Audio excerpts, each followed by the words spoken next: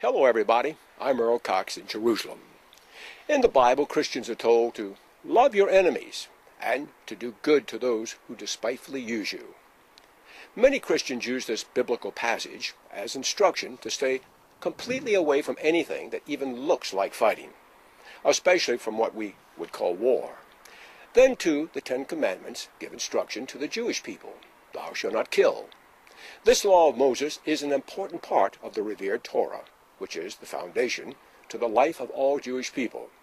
So how do these godly commands apply to today's Israeli-Palestinian conflict, or to the Jewish-Arab relations altogether? Are the Jewish people of Israel today living by this instruction? And we should rightly also ask, are the Arabs practicing these godly principles? First, although the world seems to ignore it, it should be acknowledged that the Jewish people of Israel have accepted more than 1 million Arab people as full and equal citizens of their Jewish country. These Arabs are given health, retirement, and other benefits equal to those provided to the Jewish citizens. They are living peacefully within the borders of the small Jewish state and even have the right to vote. Now, wouldn't you call that an example of the Jewish people being kind, even loving, to people who have clearly shown themselves to be their enemies? Secondly, it should be acknowledged that the Jewish people in Israel, in spite of the Arab intifadas, suicide bombings, and murderous terrorist attacks, have reciprocated according to the Bible teaching in numerous other remarkable ways.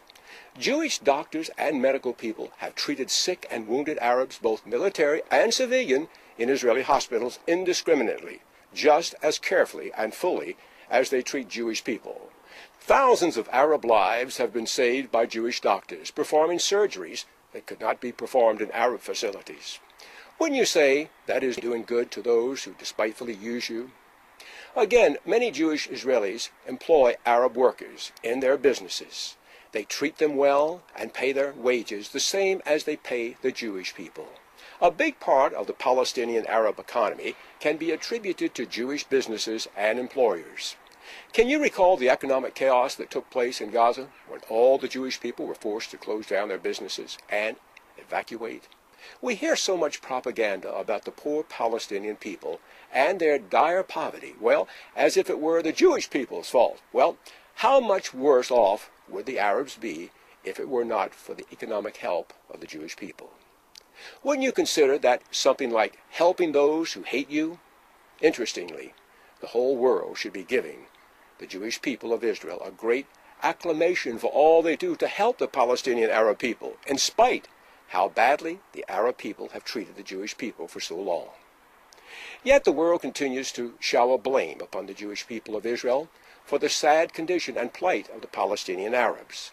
How can the whole world be so blind? How can the whole world be so wrong? And how can the whole world be so anti-Jewish? We can confidently conclude that the God of Israel is not telling his Jewish people in his divinely restored nation of Israel today to refrain from attacking and even destroying their modern enemies.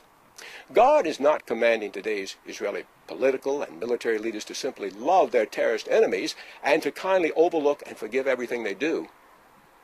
We in the Christian community believe that the Jewish people of Israel today have all the authority they need from God himself to defend their existence by attacking, defending, and even destroying their Palestinian Arab enemies. And that has to include their military, their terrorists, and even their supposedly innocent citizens. The instructions that God himself gave to Joshua and to Gideon, to Saul and to David, could well be the divine solution to the Israeli-Palestinian conflict today. So, you have our Bible-based Christian understanding and support, I would say to our Jewish friends. God bless you.